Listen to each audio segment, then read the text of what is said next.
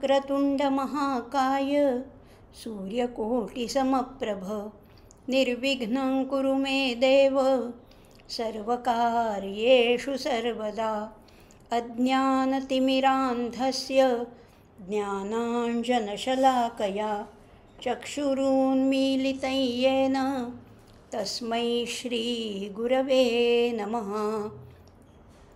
ॐ आप्यायन्तु ममाङ्गानि वाक्प्राणचक्षुश्रोत्रम् अथो बलम् इन्द्रियाणि च सर्वाणि सर्वं ब्रह्मोपनिषदं माहं ब्रह्म निराकुर्यां मा ब्रह्म निराकरोत्। अनिराकरणम् अस्तु अनिराकरणं मे अस्तु तदात्मनि निरते य उपनिषत्सु धर्माः ते मयि सन्तु। ॐ सहनाववतु सहनौ भुनक्तु सह वीर्यं करवावहै तेजस्विनावधीतमस्तु मा विद्विषावहै। ॐ शान्तिः शान्तिः शान्तिः। नमस्कार श्रोते हो, माधवी रघुवीर या यूट्यूब चॅनलमध्ये आपणा सर्वांचं अतिशय मनापासून सानंद स्वागत करत आहे। वेदांत वैभव या उपक्रमाच्या माध्यमातून आपण दर सोमवारी रात्री 8 वाजता भेटतो आहे आणि त्यातून एक अशा उपनिषदांचा अभ्यास करतो आहे, परिचय करून घेतो आहे, तोंड ओळख करतो आहे आणि ती जिज्ञासा चाळवली की अधिक अभ्यासासाठी आपण सगळेच उद्युक्त होतो आहे। आणि हेच तर ह्या आपल्या यूट्यूबच्या अभ्यासाचं हेच तर उद्दिष्ट आहे, हेच तर ध्येय आहे। इथे उपनिषदांचा संपूर्ण अभ्यास होईल असं नाही, पण उपनिषदाचा अभ्यास करण्यासाठी जी प्रेरणा लागते ती मात्र ह्या आपल्या सत्रामधनं निश्चितच मिळणार आहे। आणि या वेदांत वैभवातली आपली 8 उपनिषद अभ्यासून झालीसुद्धा। ईश कठकेन प्रश्न मुंडक मांडुक्य ऐतरेय तैतरीय आणि आता सुरू आहे ते श्वेताश्वतर उपनिषद। या श्वेताश्वतर उपनिषदाचा सुद्धा पहिला अध्याय आपला झाला आणि पहिल्या अध्यायामध्ये आपण श्वेत ऋषींबद्दलची माहिती घेतली किंवा ह्याचे जे द्रष्टे ऋषी आहेत ते कोण होते, श्वेत होते आणि त्यांनी तपश्चर्येने आत्मविद्येने मनोबलाच्या सहाय्याने आपली कशी उन्नती साधली। त्यांना साक्षात शिवाचं दर्शन झालं आणि शिवाचं दर्शन झाल्यानंतर त्यांना अतिशय आनंद झाला, म्हणजे अगदी परमानंद झाला। त्यांच्या नेत्रातून अश्रू ओघळायला लागले आणि त्यांना ते श्रीवर्चस प्राप्त झालं, ब्रह्मवर्चस ज्याला म्हणतात ते प्राप्त झालं।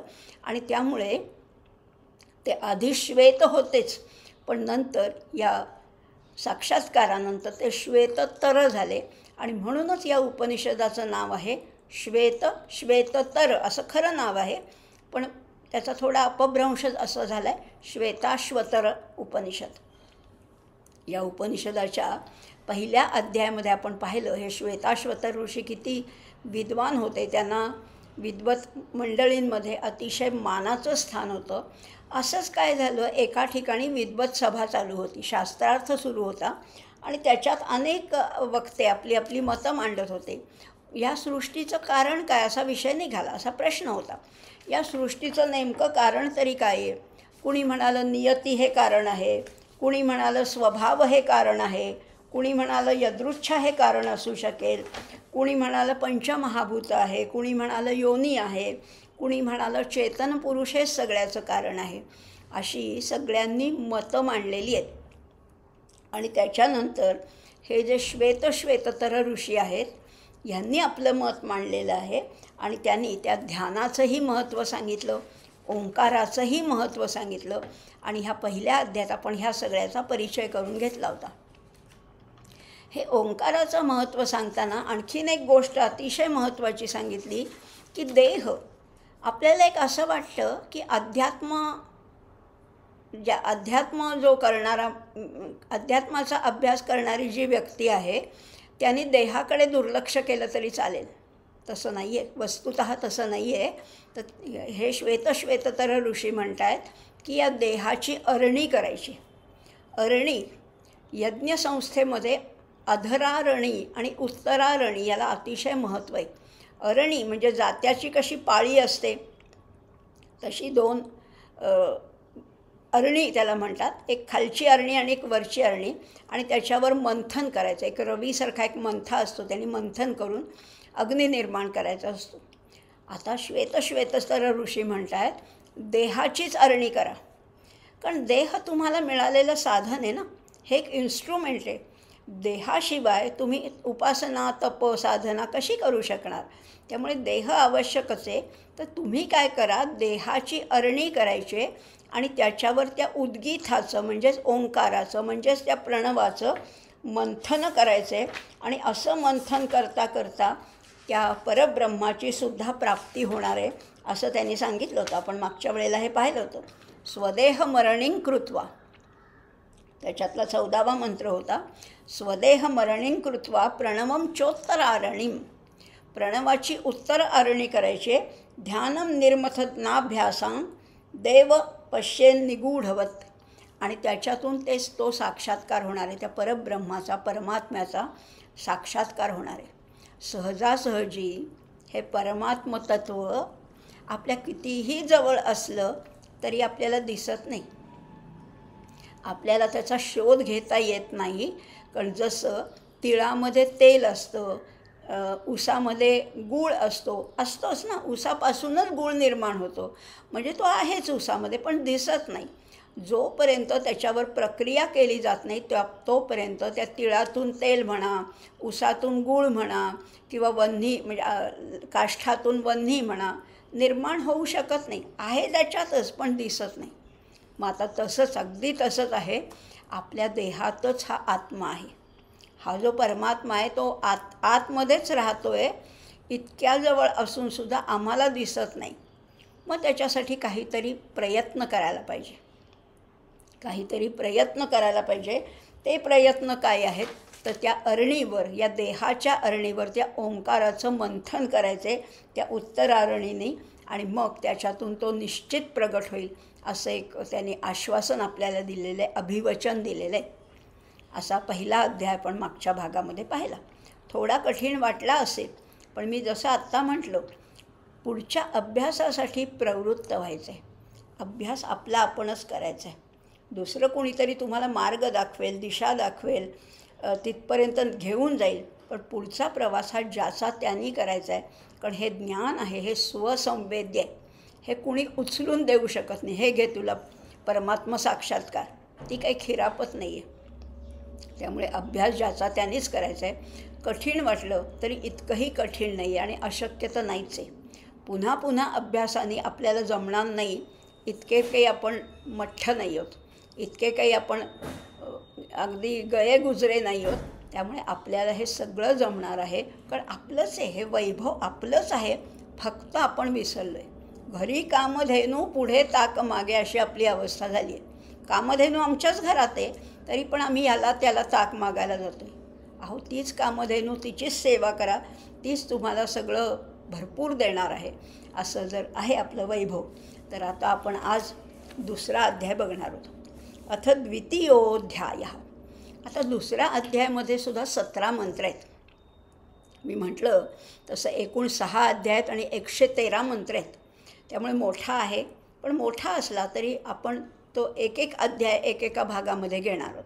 आज दुसऱ्या अध्यायामध्ये आहेत 17 मंत्र, पण त्याच्यापैकी पहिले 5 मंत्र आहेत ना, ते सगळे प्रार्थनेचे आहेत. आणि ही प्रार्थना कुणाला केलेली आहे तर प्रार्थना करायची कुणाला? परब्रह्माला प्रार्थना करू शकतो आम्ही, पण आमचं मन लागत नाही, कारण आलंबन नाही आहे ना, समोर काही दिसतच नाही. मग आम्हाला समोर दिसणारा कुठला देव आहे? आपल्याला रोज भेटणारा, समोर दिसणारा आणि तेजाचा निधी असणारा असा तेजोनिधी कोण आहे? अहो, साक्षात सूर्य आहे.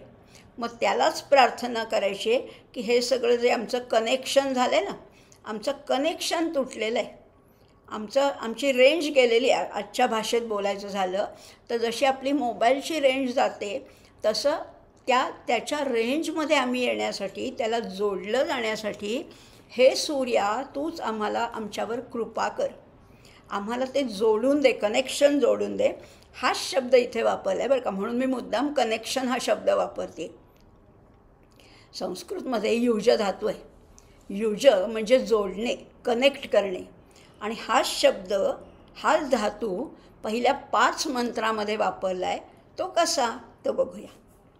पहिला मंत्र आहे युञ्जानः प्रथमं मनस्तत्वाय सविता धियः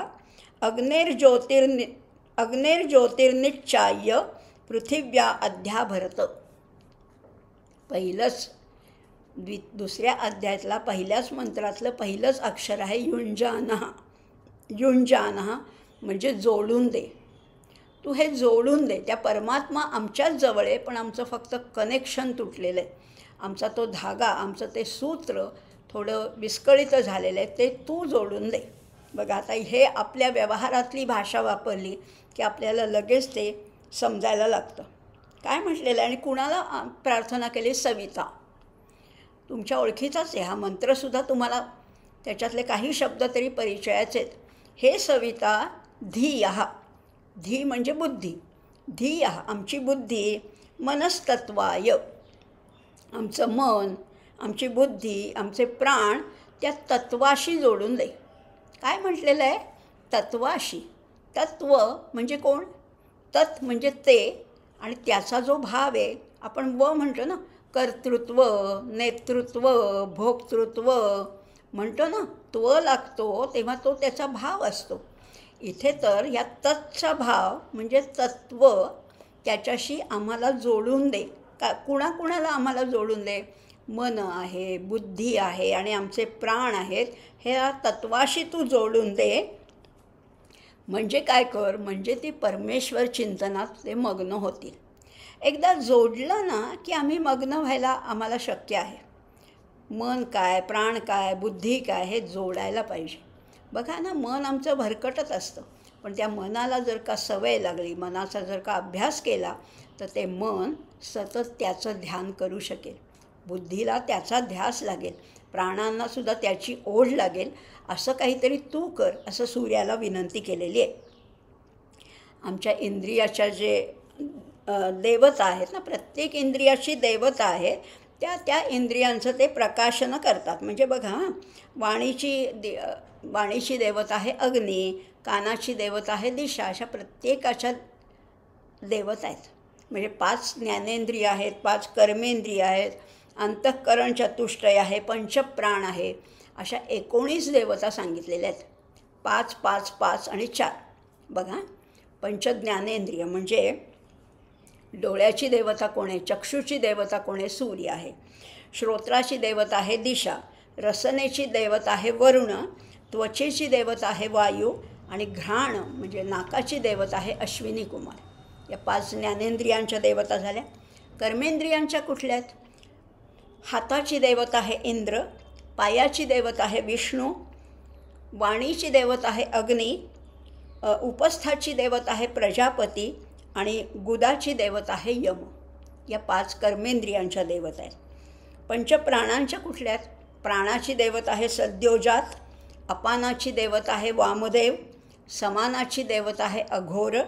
उदानाची देवता आहे तत्पुरुष. व्यानाची देवता आहे ईशान. आणि अंतःकरण चतुष्टयाच्या कुठल्या देवता आहेत? आपल्याला माहीत आहेत. मनाची देवता आहे चंद्र. बुद्धीची देवता आहे ब्रह्मा. चित्ताची देवता आहे नारायण. आणि अहंकाराची देवता आहे रुद्र. अशा 19 देवता आहेत. आणि ह्या 19 देवतांना अशी म्हणजे त्या सूर्याला विनंती केली आहे की ह्यांना सगळ्यांना तिथे जोडून दे, त्या तत्वाशी जोडून दे. आणि मग तत्वाशी जोडल्यावर त्या वाणीला काय ध्यास लागेल? घेई घेई माझे वाचे, गोड नाम विठोबाचे. डोळे तुम्ही घ्या हो सुख, पहा विठोबाचे मुख. सगळ्या इंद्रियांना त्याचा ध्यास लागायला पाहिजे. असं जेव्हा होईल तेव्हा तो साक्षात्कार होणारच आहे, निश्चितपणाने होणार आहे. पण याच्यामध्ये अडथळे येतात, कारण बाकीचे विषय आमच्या इंद्रियांना आकर्षित करतात. आम्ही इकडे वळतो खरं, पण अनेक विषय आम्हाला आकर्षित करतात. त्यामुळे जी बाहेर धावणारी इंद्रिय आहेत त्यांना फक्त आत वळवायचे, त्यांना अंतर्मुख करायचे. जी बहिर्मुख आहेत त्यांना अंतर्मुख करायचे. त्यामुळे इंद्रिय बाहेर धावू नयेत, जाणीवासुद्धा बाहेर जाऊ नयेत. तसं आता म्हणून सूर्याला सांगितलं आहे की सूर्य जसा सकाळी आपली किरणं सगळीकडे पसरवतो आणि संध्याकाळी ती आवरून घेतो ना, तसंच आमच्या इंद्रियांना गोळा करायचे. फार भरकटत आहेत, फार धावत आहेत, इकडे तिकडे धावत आहेत, त्यांना जरा गोळा करायचे आणि तिथे लावायचे, त्या एक तत्वापाशी लावायचे. आणि मग असं जेव्हा होईल तेव्हा शुद्ध शांत मनामध्ये त्या परमात्म्याचा साक्षात्कारसुद्धा होऊ शकेल. आणि म्हणून त्याला हे केलं. किंवा अगदी आपला गायत्री मंत्रसुद्धा हेच सांगतो, ओम तत्सवितुर्वरेण्यम, सवितुलाच प्रार्थना केली आहे, भर्गो देवस्य धीमहि धियो यो नः प्रचोदयात, नः धियः प्रचोदयात. नः म्हणजे आमची, धियः म्हणजे बुद्धी, प्रचोदयात म्हणजे तिला प्रेरणा दे असं म्हटलं होतं. तोच भाव, तोच अर्थ या पहिल्या मंत्रात आहे. आणि पुढचे 4 मंत्रसुद्धा असेच आहेत. त्यामुळे मंत्र न बघता किंवा बघूया आपण, कारण तो युजधातू आहे ना, तो फार गोड आहे. सारखं सांगितलं हे जोडून दे, हे जोडून दे. काय म्हटलं आहे बघा, आता दुसऱ्या मंत्रात पण म्हटलेले, युक्तेन मनसा वयम देवस्य सवितुः सवे सुवर्गेयाय शक्त्या. युक्तेन, युजधातूचे पुन्हा त्या आमच्या म्हणजे त्या भगवंताच्या प्राप्तीसाठी, आनंदासाठी आमच्याकडनं निरंतर प्रयत्न करावेत आणि आम्ही ते करू असं तुला आश्वासन देतो आहे. युक्तेन मनसा, कसं करू? नियंत्रित मनाने, युक्त त्या जोडलेल्या मनाने आम्ही ते प्रयत्न करू. आणि खरीच गोष्ट आहे, मन जर का स्वैर नसेल, एकाग्र झालं असेल, तर तो ती आज्ञा पाळतो, ते मन ती आज्ञा पाळतं. आणि म्हणून आम्ही ती प्रार्थना करू असं म्हटलेलं आहे. तिसऱ्या मंत्रामध्ये पुन्हा युजधातू आलाच आहे. 5ही मंत्रामध्ये युजधातू आलेला आहे. युक्त्वाय मनसा देवान सुवर्यतो धिया दिवम बृहज्योतिः करिष्यतः सविता प्रसुवानि तान. आम्ही मनाला एकाग्र करून स्वर्गाला जाऊ पाहणाऱ्या इंद्रियांना शांत करून ब्रह्मानंदामध्ये मग्न करू इच्छितो. इंद्रियांची धाव आहे ना, स्वर्ग काही वाईट आहे का? स्वर्गाचं उत्तमच आहे, उत्तम लोक त्याला म्हटलेलं आहे वेदामध्ये. पण ह्या इंद्रियांना कुठे जायचं आहे? उत्तम गतीला जायचं आहे, उत्तम लोक प्राप्त करायचे. पण ते नाही पुरेसं, त्याच्यापेक्षा ह्या आत वळवायचे, ब्रह्मानंद प्राप्त करून घ्यायचा आहे. आणि म्हणून ह्या पसरणाऱ्या इंद्रियांना तुम्ही काय करा, सविताला विनंती केली आहे, सतेज बुद्धीच्या प्रकाशात त्यांना कल्याणकारी असा मार्ग दाखवा. किती गोड प्रार्थना आहे ना, कल्याणकारी मार्ग दाखवा. आणि कुणालाही प्रार्थना केली, सवित्याला. सविता हा पुल्लिंगी शब्द आहे बरं का, खरं म्हटलं तर तो सविता असं म्हटलेलं आहे. हे सवित्या, तुझी कृपा झाल्याशिवाय आमच्या प्रयत्नांना यश येणार नाही. माझं मीच प्रयत्न करतो म्हटलं तर नाही यश येणार, त्याला त्याची कृपादृष्टी पाहिजे. त्यामुळे आमच्या मनबुद्धीला त्याच्याशी जोडून घेण्यासाठी, एकरूप होण्यासाठी तू समर्थ कर, तू शुद्ध कर, तू त्याच्यात अशी ओढ निर्माण कर की ते परमात्म्याला जाऊन मिळतील. याच्यासाठी आम्ही प्रयत्न करूच. त्याच्यासाठी आपल्याकडे, साधकाकडे काय असायला हवं? अनन्य भाव असायला पाहिजे आणि एकाग्रता असायला पाहिजे असंही म्हटलेलं आहे. 4था आणि 5वा मंत्र पण तसाच आहे. 4थ्या मंत्रात काय म्हटलेलं आहे? युञ्जते मन उत युञ्जते धियो विप्रा विप्रस्य बृहतो विपश्चितः विहोत्रा दधे वयुना विदेक इन्मही देवस्य सवितुः परिष्कृतिः. ते कसं आहे परमतत्व? ते अनादि आहे, अव्यय आहे, सनातन आहे, चिरंतन आहे. अशा त्या ब्रह्मस्वरूपाच्या ठिकाणी माझं मन, बुद्धी, प्राण हे सगळे लीन होऊ देत, युज्यते, जोडून जाऊ देत. आणि खरंच आहे, कारण तो मोठा आहे, मी लहान आहे. मोठ्या गोष्टीमध्ये लहान गोष्टी विलीन होतात, उलटं नाही होत. नदी सागराला जाऊन मिळते, एखादा ओहोळ तो नदीला जाऊन मिळतो. ताल मिले नदी के जल में, नदी मिले सागर में, सागर मिले कौन से जल में कोई जाने ना. सागरसुद्धा तिथपर्यंत जातो आहे, त्या मोठ्या जलापर्यंत, मोठ्या तत्वापर्यंत आहे असं म्हटलेलं आहे. आता विद्यया याती विप्रत्वम, इथे 2दा विप्र शब्द आलेला आहे. विप्रा विप्रस्य बृहतो विपश्चितः. आता विप्र म्हणजे कोण आहे? विप्र म्हणजे ब्राह्मण हे तर आपल्याला माहिती आहे, पण ज्ञानी, विवेकी, शाश्वताचं ज्ञान असणाऱ्या ब्राह्मणाचं लक्ष ऐहिक गोष्टीकडे जाणारच नाही. ऐहिक आणि पारलौकिक असं जर का दोन गोष्टी त्यांच्यापुढे ठेवल्या तर ते पारलौकिक गोष्ट निवडतील, कारण ते विप्र आहेत. विद्येने प्राप्त झालेले जी विद्वत्ता आहे त्याला विप्र असं म्हटलेलं आहे. आणि हे परब्रह्म कसं आहे? वयुनावित हा शब्द एकदा गेला आपल्याला उपनिषदामध्ये. वयुना म्हणजे हे विणलेलं आहे. परब्रह्म वयुनावित म्हणजे सगळ्या देहामध्ये उभं आडवं विणलेलं आहे, व्याप्त झालेलं आहे. नाहीतरी हे सगळं विश्व उभ्या आडव्या धाग्यांनी विणलेलं आहे. अक्षांशाचे, रेखांशाचे हे सगळे धागे आहेत ना, अक्षांश रेखांश हे जे उभे आडवे धागे आहेत यांनी हे सगळं ब्रह्मांड बांधलेलं आहे. तसंच आमचं शरीरसुद्धा हे विणलेलं आहे. हे एक वस्त्र आहे. काय एक एक उपमा बघा. उपनिषदकार हे नुसतेच विद्वान नव्हते, तर ते कवीसुद्धा होते.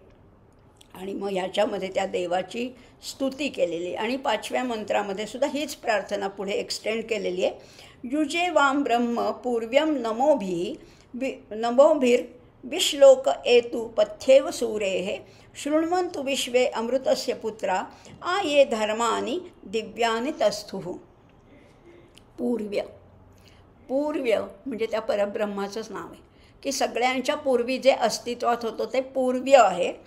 त्या परब्रह्माशी मी काय करतो? मन बुद्धीचे स्वामी देवतांनो तुम्हाला मी जोडतो. देवतांना जोडलं की मन जोडलंच ना. मनाची देवता चंद्र आहे, बुद्धीची देवता सूर्य आहे. या त्यांना जोडलं म्हणजे त्याच्याशी जोडलं गेलंच. आणि मग हे ह्या दिव्यधामी वास करणाऱ्या सर्व अमृतपुत्रांनो तुम्ही माझी हाक किंवा स्तुती ऐकावी आणि मला ध्यानाच्या मार्गावर घेऊन चालावे. आये धर्मानी दिव्यानी तस्थुः असं म्हटलेलं आहे. आता हा नमस्कार म्हणजे केवळ बाह्यकृती नाही आहे. या साधकांनी मनापासनं म्हटलेलं आहे आणि त्याच्यासाठी बुद्धी नम्र हवी, वृत्ती शांत विनयशील अशी हवी. हे सगळं तुझ्या ठिकाणी लीन झालेलं आहे. हे विद्वत्तेचं पोकळ प्रदर्शन नाही, तर सात्विक कोमल भावाने, श्रद्धेने, मनातून उमटलेली प्रार्थना देवाच्या चरणी रुजू होते. मेकॅनिकली म्हणायचं म्हणून आम्ही प्रार्थना म्हणतो त्याला नाही, पण साधं अगदी तुम्ही तोडक्या मोडक्या शब्दात जरी म्हणली पण त्याच्यामध्ये भाव हवा. नाम सदा बोलावे, गावे भावे जनासी सांगावे, हाची सुबोध गुरूंचा, नामा परते न सत्य मानावे. भाव पाहिजे. आमचे तुकडोजी महाराज जे म्हणतात, मनी नाही भाव म्हणे देवा मला पाव, नाही चालणार. भाव हवा. इथे सुद्धा हे भाव हवा आहे. आणि इथे म्हटलेलं आहे हे सगळं तुझंच आहे, माझं ह्याच्यातलं काही नाही. मन तरी माझं आहे का? बुद्धी माझी आहे का? माझं काहीच नाही आहे. त्वदीय वस्तू गोविंद तुभ्यम समर्पये अशी त्याला विनवणी केली आहे, प्रार्थना केली आहे. सगळं तुझंच आहे पण तू सांभाळून घे आणि ह्या सगळ्या माझ्या इंद्रियांना तिथे जोडून घे. मनबुद्धीची एकाग्रता माझी साधून दे असं त्याला पहिल्या 5 मंत्रामध्ये विनंती केलेली आहे. समजले की नाही हे 5 मंत्र? आता पुढे जाऊया. आता प्रत्यक्ष ते जे परमतत्व आहे, जे लपलेलं आहे, जे गुप्त आहे, जे गुह्य आहे, जे दिसत नाही आहे जवळ असूनसुद्धा, आता त्याला प्राप्त करायचं म्हणजे कसं करायचं नेमकं सांगा. पुष्कळ ऐकलं आम्ही आत्तापर्यंत. आता आम्हाला नेमकं सांगा, नक्की तिथपर्यंत जायचं कसं. सांगितलं आहे 6, 7, 8, 9, 10 या 10 म्हणजे पुढच्या 5 मंत्राचा आपण एकत्रित अभ्यास करणार आहोत. 6व्या मंत्रामध्ये ओंकाराची साधना सांगितलेली आहे. 7व्या मंत्रामध्ये त्याचा कृपा प्रसाद कसा लाभतो ते सांगितलं आहे. 8व्या मंत्रामध्ये आसन कसं असावं, 9व्या मंत्रामध्ये प्राणायाम कसा करावा आणि 10व्या मंत्रामध्ये त्याचं स्थान कसं असावं, ध्यानाची जागा कशी असावी, हे सगळं सांगितलेलं आहे. हे काही तुम्हाला नवीन नाही आहे. भगवद्गीतेमध्ये आपण 6व्या अध्यायामध्ये हे पाहिलंच होतं. स्थान कसं असावं, शुचौ देशे प्रतिष्ठाप्य स्थिरमासनमात्मनः, किंवा प्राणायाम कसा करायचा, शरीर कसं एका रेषेमध्ये स्थिर पाहिजे हे पाहिलेलं आहे. पण आता त्या 6व्या अध्यायातले मंत्र कशातून घेतलेले आहेत ते ह्या श्वेताश्वतरमधनं घेतलेले आहेत. त्यामुळे श्वेताश्वतर हे त्याचं मूळ आहे. काय म्हटलं आता 6व्या मंत्रामध्ये? अग्निर्यत्राभिमथ्यते वायुर्यत्राभिरुध्यते सोमो यत्रातिरिच्यते तत्र संजायते मनः. 3 गोष्टी सांगितलेल्या आहेत. जिथे अग्नीचं मंथन होतं, अग्निर्यत्राभिमथ्यते, वायुर्यत्राभिरुध्यते, जिथे वायूचं नियंत्रण होतं, आणि सोमो यत्रा अतिरिच्यते, जिथे सोमरस भरभरून ओसंडून वाहतो, अशा यज्ञ ठिकाणी परमसाधकाचं मन स्थिर होतं आणि प्रगतीचा, उन्नतीचा तो अत्युच्च असा बिंदू आहे. बघा आता ह्या 3 गोष्टी सांगितलेल्या आहेत. शरीराची अधरारणी करायची आहे, प्रणवाची उत्तरारणी करायची आहे, मंथन करायचं आहे, त्याच्यातनं तो अग्नी, ज्ञानरूप अग्नी प्रगट होतो. ही एक गोष्ट झाली. ध्यानमार्गाने काय करायचं आहे? प्राणायाम करून प्राणांचा एकदा अवरोध केला, तो वायू रोखून धरला ना, मग तो प्राण रोखला जातो, वायूवर नियंत्रण ठेवलं जातं, आणि वायू म्हणजे मन, वायुरूपच आहे ना, आणि मग ते मन एकाग्र होतं. म्हणजे ज्ञानमार्ग आहे, ध्यानमार्ग आहे, आणि तिसरा आहे कर्ममार्ग. या 3 चरणामध्ये 3 मार्ग सांगितलेले आहेत. सोमरसाच्या सेवनाने वृत्ती प्रफुल्लित होतात. आपल्याला माहिती नाही आहे सोमरस म्हणजे काय, पण सोमरस हे अतिशय उत्तेजक असं पेय आहे आणि उत्साहवर्धक, चैतन्य, ऊर्जा देणारं असं पेय आहे. त्यामुळे युद्धाच्या पूर्वी देव त्याचं सेवन करत होते. पण हा जो अतिशय उत्तम असं हे पेय आहे आणि त्याच्यामुळे वृत्ती प्रफुल्लित होतात, तेजस्वी होतात. आणि सोम म्हणजे चंद्र किंवा मनाची देवता आहे, आणि मनही अतिशय उत्साहित होतं, आनंदाचं अमृत प्राप्त होतं. आणि मनाचं जिथे उल्लंघन होतं, मन अमन होतं, तिथे निश्चितपणाने ध्यान लागतं. म्हणजे या 3 चरणामध्ये ज्ञानमार्ग आहे, ध्यानमार्ग आहे आणि कर्ममार्ग सांगितलेला आहे. तत्र संजायते मनः, तिथे मन जोडलं जातं, तिथे मन ध्यानाकार होऊन जातं असंही म्हटलेलं आहे.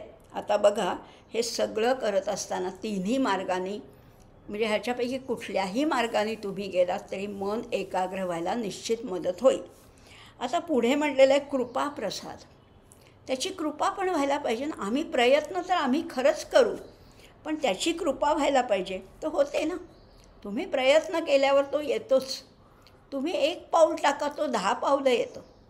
दरिया दूषण दास में नहीं राम में दोष, जन चाले इक पावडो हरी चाले 100 कोस. येणार आहे तो धावून. मग आता सूर्याची प्रार्थना केली आहे ना, मग पुढे काय म्हटलेलं आहे बघा 7व्या मंत्रामध्ये? सवित्रा प्रसवेन जुषेत ब्रह्मपूर्व्यम तत्र योनिम कृणवसे नहि ते पूर्वमक्षिपत. सवितृदेवाच्या कृपेने सगळ्यांचा जो आदी आहे त्या परब्रह्माची सेवा करावी.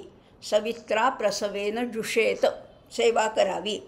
त्याच्या प्रसादाने काय होतं? मग बुद्धी शुद्ध होईल, तीव्र होईल, एकाग्र होईल, कुशाग्र होईल. त्या स्थिर बुद्धीने मग परमात्म्याचं चिंतन करता येईल. त्याचं चिंतन करता करता तो आमच्या बुद्धीमध्ये वास करेल, तो राहायला येईल.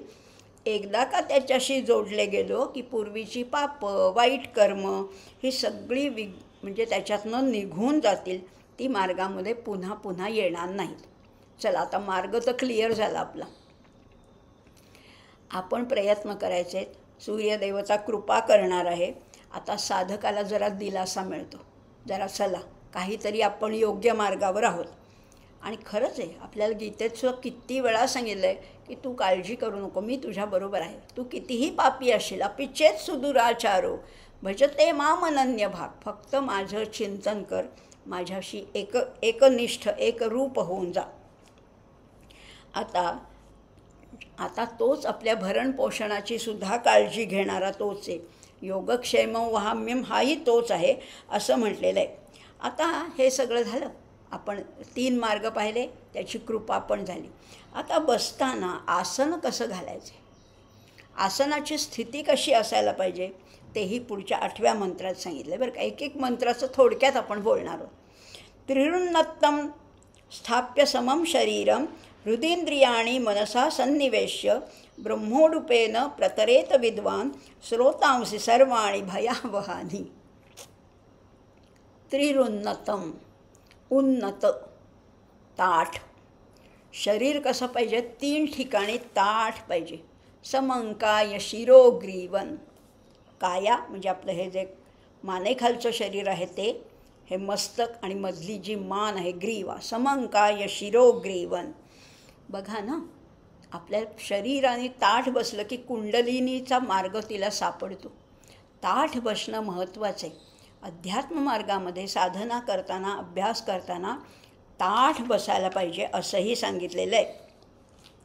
आता हे ताठ बसलं म्हणजे तेवढ्याने सुद्धा वृत्ती निश्चल किंवा निस्तरंग होऊ शकतात. मनाला अनुकूल स्थितीसुद्धा प्राप्त होते. पुढे म्हणलेलं आहे समम शरीरम हृदींद्रियाणि मनसा सन्निवेश्य. ह्या हृदयाला, ह्या मनाला, ह्या इंद्रियांना, त्या मनामध्ये सन्निवेश करायचे. त्यांना म्हणजे जसं पाण्याला बांध घातला की पाणी ते बांध ओलांडून बाहेर जात नाही, तसंच या इंद्रियांना, ह्या प्राणांना, ह्या मनाला बांध घालायचे.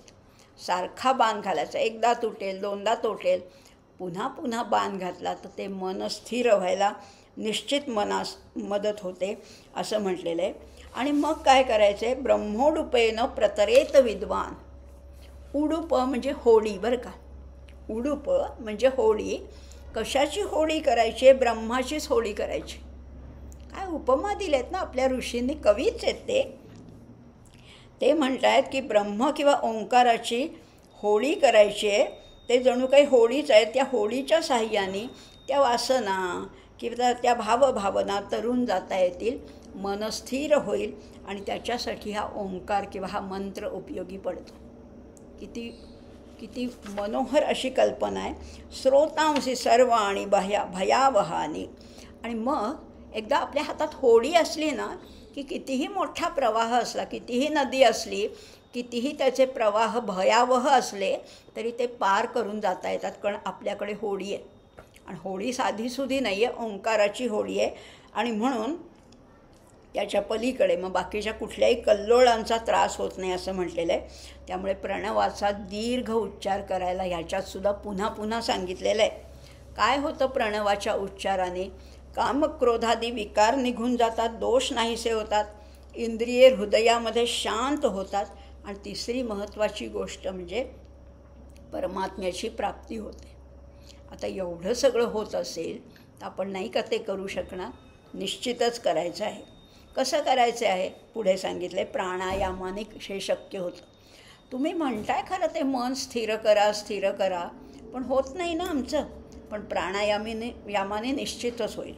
9वा मंत्र सांगते, प्राणान प्रपीडेहम संयुक्तचेष्टः क्षीणे प्राणे नासिको योच्छ्वसीत दुष्टाश्वयुक्तमिव वाहमेनं विद्वान मनो धारयेता प्रमत्तः. आता हे सगळं झाल्यानंतर साधकाने प्राणायाम करावा. कसा प्राणायाम करावा? एका नाकपुडीने श्वास घ्यायचा आहे, थोडा वेळ रोखून ठेवायचा आहे आणि दुसऱ्या नाकपुडीने तो बाहेर सोडायचा आहे. आपल्याला माहिती आहे पूरक आहे, कुंभक आहे आणि रेचक आहे. हे प्राणायामाच्या 3 अवस्था माहिती आहे, किंवा माहिती नसेल तर कुणीतरी जाणकारांकडनं हे आपण जाणून घ्यायचं आहे. आपल्याला वाटलं एवढ्यानी काय होणार आहे, 5 मिनटं प्राणायाम करून काय होणार आहे? पण रोजची 5 मिनटं आपलं मन एकाग्र व्हायला निश्चित मदत होते. त्यामुळे पूरक, कुंभक, रेचक, त्याचा रेशो हे सगळं जाणून घ्यायचं आहे, तो अभ्यास करायचा आहे. कारण वायूचा स्वभाव कसा आहे? वायू हा वाहणारा आहे ना, त्याला रोखायचं, नियंत्रित करायचं, म्हणजेच त्याला त्याच्या स्वभावाविरुद्ध व्हायला लावायचं आहे. म्हणजे त्याला पीडा द्यायची आहे आणि मग अशी पीडा देऊन ते कुंभक करून त्याला हळूहळू बाहेर सोडायचे. एवढं केलं तर निश्चितपणाने आणि परब्रह्मापर्यंत नेणारं कोण आहे आपल्याला? मनच आहे. आणि मन वायुरूप आहे. आणि म्हणून वायूवर नियंत्रण येण्यासाठी हा प्राणायाम करायचा आहे. मन स्वैर आहे, अडेल तट्टू आहे, वांड आहे, माहिती आहे. प्रमाथी बलवत दृढम. असं मन आहे, खरं आहे, पण होणारच नाही का, येणारच नाही का आटोक्यात. भगवंतांनी सांगितलं असंशयम मनः कृष्णम. त्यामुळे आहे, तू म्हणतोस ते अगदी बरोबर आहे, पण जमू शकेल रे तुला. अभ्यासेन तु कौंतेय वैराग्येण च गृह्यते. मग आता अभ्यास कशाचा करायचा आहे? आसनाचा, प्राणायामाचा, ध्यानाचा, साधनाचा अभ्यास केला तर हळूहळू कुठल्या तरी तज्ज्ञांच्या मार्गदर्शनाखाली ह्या प्राणायामाची कृती करायची आणि मग ही जी उधळणारी इंद्रिय तीसुद्धा वश होऊ शकतील आणि त्याच्यासाठी हे शरीराचं स्थान आहे, साधन आहे. इथपर्यंत पाहिलं.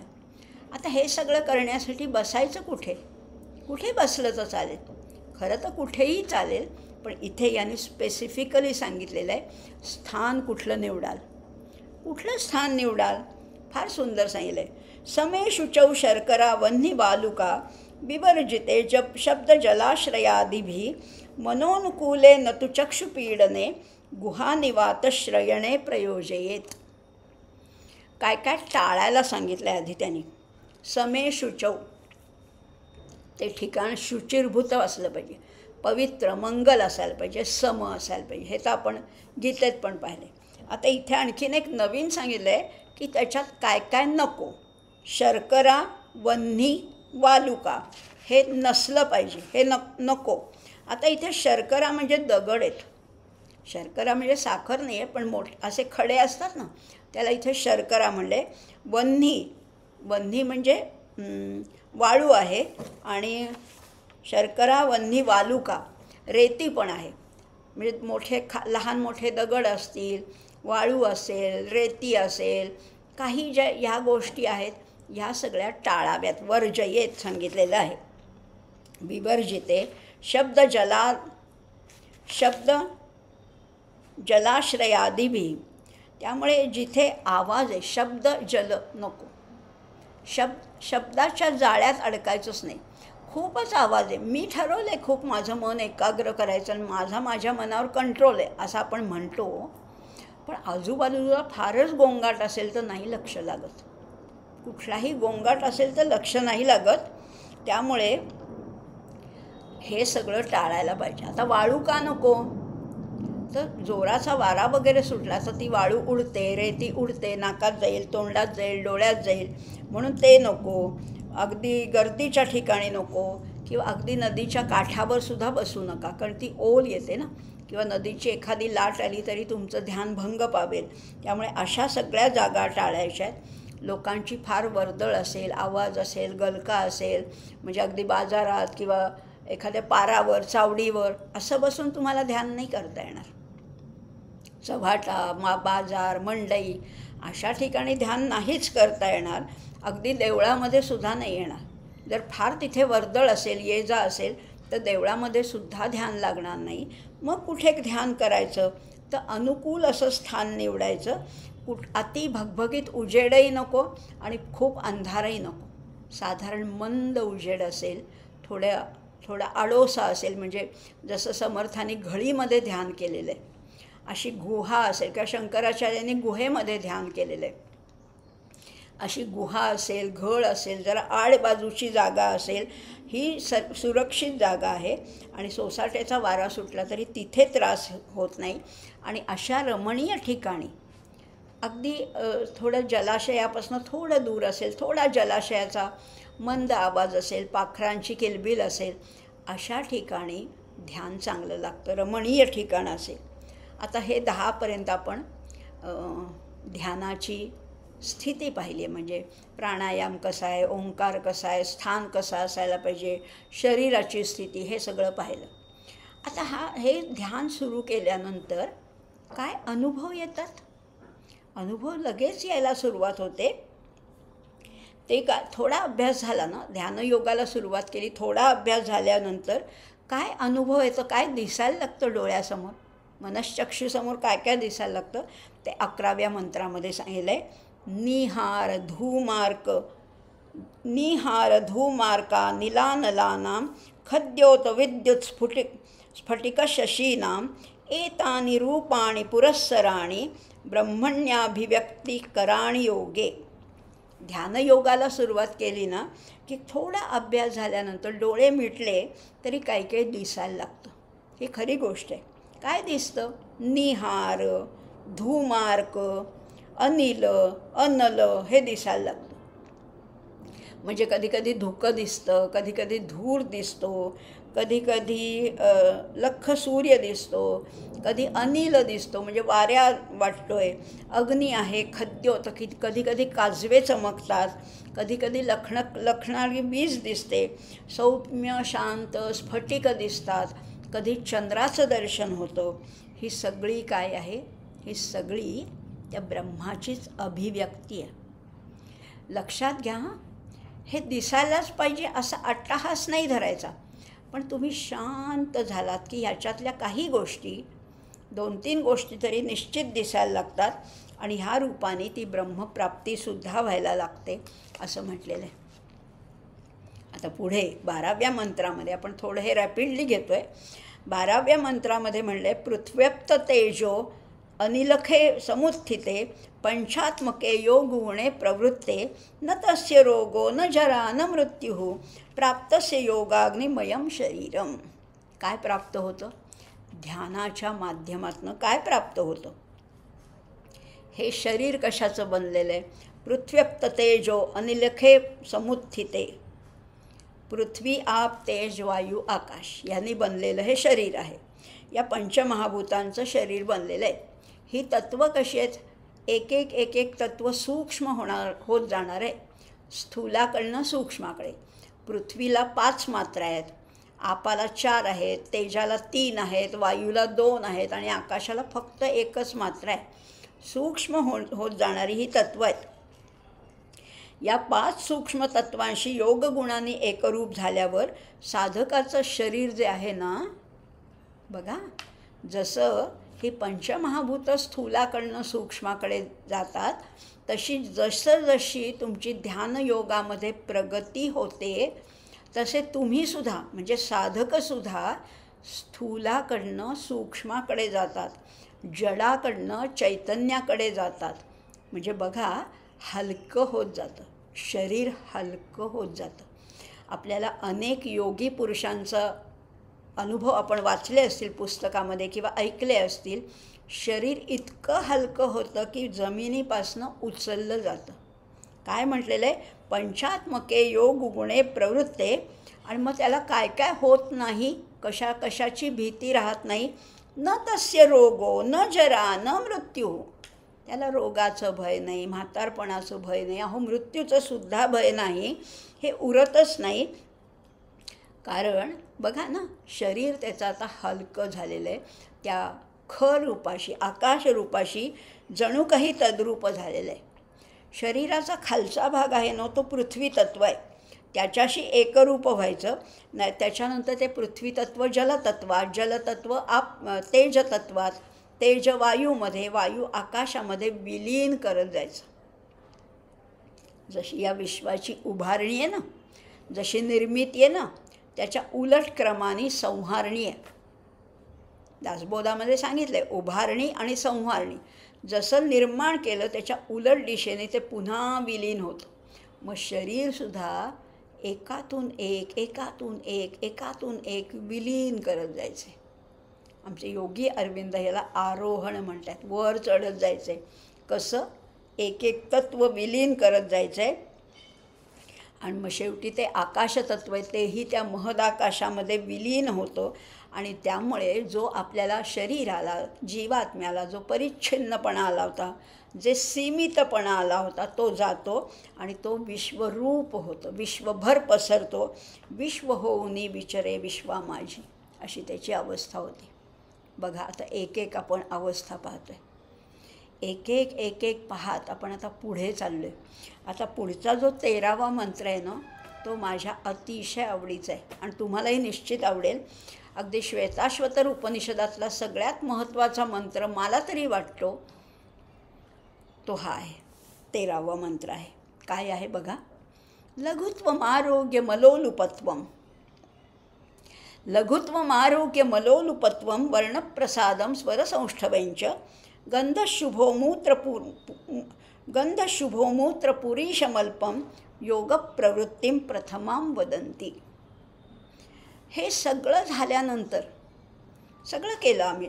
स्थान उत्तम निवडलं, शरीर ताठ ठेवलं, मन इंद्रिय बुद्धी ह्या सगळं त्याच्यात विलीन केलं, एकाग्र झालं. सगळं आम्ही साधकांनी त्या एक एक एक एक एक एक पायरी वर वर चढत चाललेला आहे. आता त्याच्यामध्ये बदल होतातच जे त्याचे त्याला कळतात, पण काही बदल असे होतात की जे इतरांनासुद्धा कळतात. जे इतरांना आपण म्हणतो ना की एखाद्या व्यक्तीच्या भोवती एक तेजोवलय जाणवतं आम्हाला. व्यक्ती साधीच असेल, काळी सावळीसुद्धा असेल, पण तरी ते एक तेज असतं. आमचे संत तुकाराम महाराज काय, माऊली काय, आमचे समर्थ रामदास स्वामी काय, नामदेव महाराज काय, एकनाथ महाराज काय, काय सात्विक तेज आहे हो त्यांच्या भोवती. त्यांच्या भोवती काही दिसायला देखणे आहेत का, त्याचा काही संबंध नाही आहे. तुम्ही दिसता कसे, तुमची आर्थिक परिस्थिती काय, ह्याच्याशी काही संबंध नाही आहे. पण जे ब्रह्मवर्चस आहे, जे अध्यात्मात प्रगती होत असल्याचं जे चिन्ह आहे ते इथे दिसतंय. काय काय होतं बघा. एक पहिली गोष्ट म्हणजे लघुत्व. साधकाचं शरीर हलकं होतं, इतकं हलकं होतं की अगदी त्याला धरून खाली ठेवावं लागतं. इतकं हलकं म्हणजे एक प्रकारचा हलकेपणा जाणवतो. मग तुम्ही जाड आहात का बारीक आहात याच्याशी संबंध नाही, पण हलकेपणा ही एक वेगळीच गोष्ट आहे. अगदी चालतानासुद्धा ते अगदी तरंगत चालल्यासारखे चालतात. आपल्याला कल्पना असेल, वाचनात आलं असेल, तिबेटमधले काही साधू असे आहेत की जणू काही ते उडत जातात. उडत जमिनीला पाय न टेकवता ते तरंगत जातात. शक्य आहे, कारण लघुत्व आलेलं आहे, हलकेपणा आलेलं आहे. पीस कसं, पिसाला काही जमिनीची आवश्यकता काय, पीस जसं तरंगत तरंगत जातं तसं हे लघुत्व आलेलं आहे. त्यामुळे शरीर हलकं होतं, आरोग्य लाभतंच. पण आता जडता निघून गेलेली आहे, रोग सगळे निघून गेले. रोग केव्हा आश्रयाला येतात, जिथे जडता आहे तिथे रोग आहे. आता लघुत्व आल्यामुळे आरोग्य आहे, आपोआपच अलोलुपत्व आहे. काही मिळवायचं आहे का, प्राप्य काही नाहीच आहे. आता प्राप्तव्य काही राहिलेलंच नाही आहे. त्यामुळे अलोलुपत्व, कशाची हाव नाही, लोभ नाही, मोह नाही, आशा नाही, कामना नाही, वासना नाही, काही नाही. अलोलुपत्व. लघुत्वम, आरोग्यम, अलोलुपत्वम. मग आणखीन पुढे काय होतं, वर्णप्रसादम. वर्ण कसा होतो, प्रसाद, प्रसन्न वर्ण होतो, उजळतो. आपण श्वेताश्वतरमध्ये हेच पाहिले ना, श्वेत ऋषींचा वर्ण श्वेततर झाला म्हणजे उजळला. काळ्याचा गोरा होतो असं नाही मला म्हणायचं, पण काळ्या सावळ्या रंगाला सुद्धा काय तेज असू शकतं ना. आमचा सावळा श्रीहरी कसा आहे, तेजोपुंज आहे. त्यामुळे वर्ण उजळतो. वर्णप्रसादम, स्वर सौष्ठवंच. स्वराला एक सुष्ठुता येते, एक सौष्ठव येतं, एक बांधीवपणा येतं. बोललं ना, नुसते शब्द ऐकले, शब्दाचं कंटेंट जाऊ दे, त्यांच्या आवाजानेच आपल्याला बरं वाटतं. आवाजात गोडवा येतो, मार्दव येतं, मधुरता येते. त्यामुळे संतांच्या इथे आपण गेलो ना की आपल्याला तिथनं उठावंसंच वाटत नाही. संतांचं बोलणं काहीही बोलू दे, साधं जरी बोलले तरी ते ऐकतच राहावंसं वाटतं, कारण स्वरसौष्ठव आहे त्याच्यामध्ये. पुढे म्हणलेले गंधशुभो मूत्रपुरीशमल्पम. शुभ गंध येतो, अतिशय प्रसन्न वाटतं. ते वेगळं काही परफ्यूम अत्तर लावायची गरज नाही. संतांच्या त्यांच्या आश्रमात, त्यांच्या मठात गेल्यानंतर एक सुगंधाचा अनुभव येतो. तो सुगंध कृत्रिम नाही आहे, बाहेरचा नाही आहे, तर त्यांचा अंगीभूत सुगंध यायला लागतो, चांगला उत्तम सुगंध यायला लागतो. पुढची एक गोष्ट अशी आहे, मूत्रपुरीशम अल्पम. मलमूत्राचं विसर्जनाचं प्रमाणही कमी होतं. किती एक एक गोष्ट फार विचारपूर्वक सांगितली बरं का. मलमूत्राचं प्रमाणसुद्धा कमी होतं, कारण आता इंटेक तर कमी आहेच आहे, जेवढं आहे ना त्याचं चैतन्यात रूपांतर होतं, त्याची ऊर्जा तयार होते आहे. त्यामुळे मल आणि मूत्राचं प्रमाण अल्प होतं. मूत्रपुरीश, मूत्र म्हणजे मूत्र आणि पुरीश म्हणजे मल. याचं प्रमाण अल्प होतं असंही म्हटलेलं आहे. योग प्रवृत्तीम प्रथमां वदंती, ह्या प्राथमिक खुणा आहेत. योग साधना योग्य मार्गाने चालल्या आहेत ह्याच्या या प्राथमिक खुणा आहेत. बघा काय अप्रतिम सांगितलेलं आहे. हा एक आढावा घ्यायचा आहे. म्हणजे आपल्या संपर्कामध्ये सहवासामध्ये अशा कुठल्या व्यक्ती असतील तर ही लक्षणं दिसत आहेत का, आणि आपण ओळखतोच. आपल्याला कुणी सांगितलं नाही तरी कळतं की हे संत आहेत, यांच्यामध्ये ही लक्षणं दिसत आहेत असंही आहे. त्यामुळे ह्या खुणा हा एक ताडून बघणं आहे कसोटीला. म्हणून आपण त्यांची परीक्षा नाही बघायची, पण ह्या सहज कुणालाही कळण्यासारख्या या खुणा आहेत.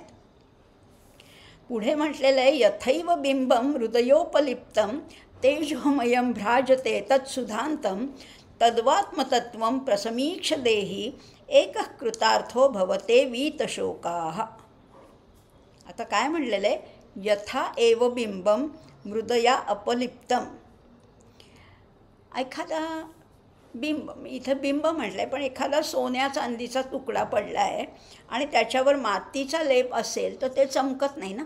हिरा पडला आहे समजा मातीत, आता अदरवाईज एरवी हिरा चमकतो, पण मातीत जर का तो गाडला गेला असेल, त्याच्यावर मातीचे थर बसले असले तर तो चमकत नाही. पण मात्र तेच चांगलं धुतलं, तेजोमयम भ्राजते तत्सुधांतम, ते चांगलं धुतलं तर पुन्हा चमकतं. तसंच आत्मा कसा आहे, मूळचा तेजस्वी आहे, पण कर्म आणि वासनांच्या संस्काराने तो झाकोळून गेला होता. आता ते दूर केल्यावर तो चमकायला लागतोय. एकः कृतार्थो भवते वीतशोकः. तो कर्मासंस्काराचा मळ धुतला की मूळ आत्म्याचं तेजस्वी स्वरूप दिसायला लागतं. आणि मग तो कसा होतो, सुधांतम. सुधा म्हणजे अमृत आणि अंतम म्हणजे अगदी पराकाष्ठा. अमृताची पराकाष्ठा म्हणजे जीवात्म्याचा मळ जाऊन तो इतका शुद्ध होतो की अमृतसुद्धा फिक्कं पडेल इतकी त्याची पराकाष्ठा होते. त्याचं परिच्छिन्नत्व निघून जातं आणि तो असीम होतो, अपार होतो, अपरंपार होतो असंही त्याचं म्हटलेलं आहे.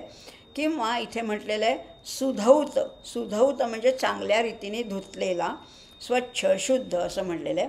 किंवा कृतार्थ जो शब्द आहे, कृत अर्थ म्हणजे ज्याचं प्राप्तव्य पूर्ण झालं आहे असा कृतार्थ. आपणही म्हणतो ना याचं जीवन अगदी कृतार्थ झालं आहे, तसं हे सगळं प्राप्त झाल्यावर आता कृतार्थ होणारच. पुढचा 15, 16 आणि 17 अजून 3 मंत्र आहेत, बघूया. यदा आत्मतत्वेन तु ब्रह्मतत्वं दीपोपमेनेह युक्तः प्रपश्येत अजं ध्रुवं सर्वतत्वैर्विशुद्धं ज्ञात्वा देवं मुच्यते सर्वपाशैः. आता यदा आत्मतत्वेन तु ब्रह्मतत्वं, आत्म्यावर काय झालं आहे, वासना कर्मसंस्कारांचा मळ जमल्यामुळे त्याला जीवदशा प्राप्त झाली होती. आत्माच होता पण तो जीवदशेला आला म्हणून तो झाला जीवात्मा. मात्र एकदा तो मळ निघून गेला, तो जो कर्माचा जो वासनांचा जो मळ साठला होता तो निघून गेल्यावर पुन्हा तो मूळ स्वरूपात तेजस्वी लखलखीत होणारच. पण ब्रह्मतत्व हे इंद्रियगोचर नाही आहे, ते स्वसंवेद्य आहे. शुद्ध आत्मा हा परमात्म्याचा साक्षात्कार करतो म्हणजे तो तेच होऊन जातो. तेच आहे ना ते तत्त्व. वरतून आवरणं साठली, ती मळ साठला होता, तो काढल्यावर ते शुद्ध तत्त्व झळाळणारच आहे. असं त्याच्याबद्दल कठोपनिषदातला एक मंत्र आहे. यथा उदकं शुद्धे शुद्धम असिक्तः तादृगेव भवती एवं मुनिर्विजानत आत्मा भवती गौतम. शुद्ध जलामध्ये जेव्हा पावसाचं पाणी पडतं तेव्हा ते दोन्ही एकच होतात. परमात्म्याला जो जाणतो तो आत्मा म्हणजे परमात्माच होऊन जातो असं म्हटलेलं आहे. आणि हेही आपल्याला माहिती आहे की दोन समान गोष्टी एकमेकामध्ये सहज मिसळतात. दूध दुधात मिसळतं, पण तेल तेलात मिसळतं. तेल आणि दूध एकत्र केलं तर त्याच्यातला थोडा फरक आपल्याला जाणवत राहतो. तसंच आत्मा आणि परमात्मा खरं तर समानच आहेत. त्यामुळे प्रत्येक जीवाचं खरं स्वरूप काय आहे तर परमात्मा स्वरूप हेच खरं स्वरूप आहे. ते समजलं की उपाधी आपोआप गळून पडते, बंधन उरत नाही आणि मग तो अज अविनाशी काळाचा त्याच्यावर कोणताही परिणाम होत नाही. हे समजलं की तो कसा होतो, वीतशोक म्हणजे त्याचं भय निघून जातं असं म्हटलेलं आहे. आता 16वा मंत्र काय म्हणतोय बघा. एषः देवः प्रदिशोऽनुसर्वाः पूर्वोह जातः स उगर्भे अन्तः स एव जातः स जनिष्यमाणः प्रत्यङ्गजनांस्तिष्ठति सर्वतोमुखः. आता म्हटलेलं आहे अज, अविनाशी, जो ध्रुव, अतिशय शुद्ध अशा त्या परब्रह्माचं जे वर्णन केलं आहे तोच देव. आता त्याला देव म्हटलं.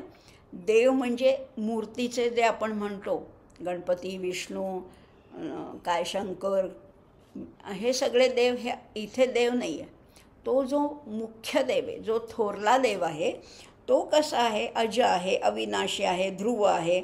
तो देव सगळ्या दिशा आणि अवंतर दिशामधनं भरलेला आहे. तो सगळीकडे आहे. तो सगळ्या दशदिशांमध्ये व्यापून राहिलेला आहे. तो सगळ्यात म्हणजे पूर्वी होता, आत्ता आहे आणि पुढेही राहणार आहे. तो आधी होता, नंतरही राहणार आहे असं म्हटलेलं आहे. स ईक्षत लोकांनुसृजा इति. त्याने भुवनांना निर्माण करण्याचा विचार केला. आता इथे म्हटलेलं आहे, त्याचं असं म्हटलेलं आहे, तो सर्वतोमुख आहे. त्याला एक मुख नाही आहे. तुम्हाला मला एक मुख आहे किंवा अगदी सर्पाला समजा 5 मुखं असतात किंवा हे वेगळं. पण हा कसा आहे, सहस्रमुखसुद्धा नाही, हा सर्वतोमुख आहे. प्रत्येक कणाकणामध्ये त्याचं वास्तव्य आहेच. कुठे आहे तो? मुंगीतही तोच आहे आणि हत्तीतही तोच आहे. डायनासोरमध्ये पण तोच आहे आणि फुलपाखरामध्ये पण तोच आहे. स्वैर उधळणाऱ्या अशा घोड्यामध्ये पण तोच आहे आणि संथ अशा गोगलगाईमध्ये पण तोच आहे. म्हणजे किती तोंड म्हणायची त्याला. सर्वतोमुखः. अर्जुनाची झाली होती ना अवस्था विराट रूप दर्शनाच्या वेळेला. पाहावं तिकडे तोच दिसतोय त्याला. डोळे मिटले तरी तोच, मागे पाठ फिरवली तरी तोच, वरती पाहिलं तरी तोच, खाली पाहिलं तरी तोच. कारण तो आहेच आहे सर्वतोमुखः. तो सहस्रशीर्ष आहे, सहस्रपाद आहे, सर्वतः पाणिपादं तत्सर्वतो शिशिरोमुखम असंही आहे. त्यामुळे तोच बहुरूपाने व्यक्त झाला. हे कळलं, हे एकदा कळलं की सगळीकडे त्याचंच दर्शन होतं. आम्ही डिफरन्शिएट करतो, आम्ही भेदभाव करतो की ही मुंगी आहे, ही एवढूशी आहे आणि तो हत्ती एवढा आहे. आहोच तो त्या मुंगीमध्ये पण तेच चैतन्य आहे, त्या हत्तीमध्ये तेच चैतन्य आहे, त्या वाघामध्ये पण तेच चैतन्य, सिंहामध्ये तेच चैतन्य, तेच सशामध्ये पण आहे. कळलं एकदा की पाहावं तिथे त्याचंच दर्शन आहे. जिथे धुळीच्या कणामध्ये पण तोच आहे. आम्हाला हिमालयामध्ये तो दिसतो पण धुळीच्या कणामध्ये तो नाही दिसत, पण आहे तो तिथेही आहे. मग एकदा त्याचं दर्शन झालं की आमची जी भ्रांती आहे ना, आम्ही जे भ्रमात वावरतो आहे ना, तो भ्रम फिटून जातो आणि मग अशी ब्रह्माकार वृत्ती झाली की कसला शोक, कसलं भय, कसला मोह काही शिल्लक राहत नाही. इतकं सुंदर ह्या दुसऱ्या अध्यायामध्ये साधक कसा सिद्धावस्थेला पोचतो याचं वर्णन सांगितलेलं आहे. आता अगदी शेवटचा मंत्र आहे, 17वा मंत्र आहे. यो देवो अग्नौ यो अप्सु यो विश्वं भुवनम अविवेश य औषधीषु यो वनस्पतीषु तस्मै देवाय नमो नमः. आत्ता मी बोलले तेच ह्याच्यात सांगितलेलं आहे. सगळीकडे तो भरून राहिलेला आहे. मग तो देव कुठे कुठे? अग्नीत आहे का तो? अहो आहे, अग्नीत आहे. मग पाण्यात आहे का? हो, जलातमध्ये सुद्धा तोच आहे. अहो त्याच्यामुळेच त्या अग्नीला दाहकता प्राप्त झालेली आहे. अग्नीला हात लावल्यावर जो चटका बसतोय तो आहे म्हणून. पाण्याला प्रवाहित्व प्राप्त झालं आहे तो आहे म्हणूनच. पाण्याला प्रवाह आहे, पाण्याला उद्धरण शक्ती आहे, जोडण्याची शक्ती त्याच्यामुळेच प्राप्त झाली आहे. समस्त भुवनांमध्ये तोच भरून राहिला आहे. ही सगळी भुवनं आधाराशिवाय स्थिर आहेत, कारण गुरुत्वाकर्षण शक्तीसुद्धा त्याचीच आहे. आधार नाही आहे. आकाश आहे, अधांतरी आहे, पण कारण त्याने धरलं आहे ना. आपल्याला वाटतं ते अधांतरी आहे, पण त्याला आधार कोणाचा आहे? त्याचाच आधार आहे. किंवा ही वसुंधरा कशी आहे, आमची धरणी कशी आहे? बहुप्रसव आहे, बहुरत्ना वसुंधरा आहे. तुम्ही एक दाणा पेरा आणि ती भरभरून देते, शेकडो कणसं देते ती. एका दाण्यातनं शेकडो कणसं.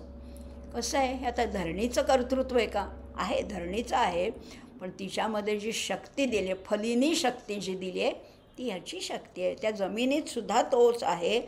तोच त्यामुळे ती जमीन किंवा वसुंधरा नटते, धारण पोषण करते, गंध देते. काय रातराणीचा सुगंध आहे, काय बकुळीचा सुगंध आहे, काय प्राजक्ताचा सुगंध आहे, सोनचाफ्याचा आहे, काय सुगंध कोण देतं? आहो तो आहे. म्हणून फळाफुलामध्ये रंग तीच भरते, रस देते, सगळं थक्क करणारे औषधी वनस्पती आहेत. गहू आहे, किती वर्षानुवर्ष आम्ही पिकं काढतो आहे, पण अजून धारणाशक्ती संपलेली नाही आहे की आता मी देणार नाही असं कधी जमीन म्हणत नाही. पण तो आहे ना, तो आहे तिथे. त्यामुळे या सगळ्या पुन्हा पुन्हा फळधारणा होते, पुन्हा पुन्हा पिकं येत आहेत. आम्ही कितीही चुका करतो आहे तरी तो परमात्मा आम्हाला क्षमा करतो आहे आणि हे सगळं आश्चर्य घडवून आणतो आहे. आम्ही फक्त चकित होतो आहे, आम्ही फक्त नतमस्तक होतो आहे. पण त्याचं जे कर्तृत्व जाणून घेतलं की आम्हाला आमच्या क्षुद्रत्वाची जाणीव होते. आम्ही किती यकश्चित आहोत. आम्ही एरवी फार गप्पा मारतो, मी असा मोठा, मी इतका विद्वान, मी इतका श्रीमंत, मी असा मी तसा. त्याच्याकडे पाहिलं की आपल्याला खरंच मी किती क्षुल्लक आहे, किती त्या मुंगीपेक्षाही मला काही अस्तित्व नाही आहे असं जेव्हा वाटलं तेव्हा फक्त आणि फक्त त्याला नमस्कार शिवाय चैनच पडत नाही, चैनच पडत नाही. इतका तो शक्तिशाली आहे, इतका विश्वंभर आहे, संपूर्ण विश्वामध्ये भरून राहिलेला आहे. इतका तो कृपाळू आहे, दयाळू आहे, न्यायी आहे. अशा त्या परब्रह्माला वंदन करताना जे शिवमहिम्नमध्ये जे शब्द आले तेच मला पुन्हा म्हणावेसे वाटतात की तुझं वर्णन नाहीच रे करता येणार. आम्ही कितीही शब्दांचे अगदी फुलोरे मांडले, अलंकारिक भाषा मांडली, आध्यात्मिक अभ्यास केला, पुष्कळ पुष्कळ केलं तरी तुझा महिमा वर्णन करणं माझ्याच्याने तरी शक्यच नाही आहे. शिवमहिम्नमध्ये म्हणलेलं आहे, असितगिरी समम स्यात् कज्जलम सिंधुपात्रे सुरतरोवर शाखा लेखनी पत्रमूर्वी लिखती यदि गृहीत्वा शारदा सर्वकालम तदपि तव गुणानां ईश पारं न याति. असितगिरी समम स्यात्. सगळ्या पर्वतांची शाई केली, समजा असित काळी शाई केली. कज्जलम सिंधुपात्रे आणि ते काजळ किंवा ती शाई सागरामध्ये तयार केली. कज्जलम सिंधुपात्रे सुरतरुवर शाखा, तरुवरांच्या शाखा, झाडांच्या शाखा, सुरतरुवरांच्या शाखा जरी केल्या, त्याची लेखणी केली आणि हा सगळ्या जमिनीचा धरणीचा कागद केला. तिन्ही गोष्टी फार अफाट आहेत, विराट आहेत. पृथ्वीचा कागद केला, झाडांची लेखणी केली, त्या पर्वतांची शाई केली, ती समुद्रात कालवली आणि स्वतः शारदा जरी सर्व काळ लिहित बसली, म्हणजे आता बघा सगळ्याच गोष्टी फार मोठ्या प्रमाणात आहे, तरीसुद्धा तुझ्या गुणांचा पार लागत नाही. तुझ्या गुणांना अंतच नाही आहे ना. आम्ही सामुग्री आणून आणून आणून किती मोठ्यातली मोठी सामुग्री आणली तरी तुझ्या गुणांचा अंत पार लागत नाही, हेच म्हणावं लागतं. आणि इथेच आपल्याला थांबायला पाहिजे. श्वेताश्वतर उपनिषदाचा हा दुसरा अध्याय आज आपण पूर्ण केला. बघा किती इंटरेस्टिंग आहे की नाही. 10 उपनिषदामध्ये याला स्थान नसलं तरी महत्त्वाचं आहे आणि आपल्या जवळचं आहे. कारण हे विराट दर्शन आपण विचाराने विराट व्हायचे, मनाने वृत्तीने ह्याला विशाल व्हायचे. आज हृदय मम विशाल झाले, एवढं विशाल हृदय आपल्याला करायचे आणि मग त्याची अनुभूती आल्याशिवाय राहणार नाही. हा दिलासा देणारे हे उपनिषद आहे आणि म्हणून आपल्या ह्या अभ्यासक्रमामध्ये आपण हे समाविष्ट केलेलं आहे. आता मात्र इथेच थांबूया. शेवटचे 2 शांती मंत्र म्हणूया. ओम स्वस्ति प्रजाभ्यः परिपालयन्तां न्याय्येन मार्गेण महीं महिषाः गो ब्राह्मणेभ्यः शुभमस्तु नित्यं लोकाः समस्ताः सुखिनो भवन्तु. ओम पूर्णमदः पूर्णमिदं पूर्णात् पूर्णमुदच्यते पूर्णस्य पूर्णमेवावशिष्यते. ओम शांति शांति शांति.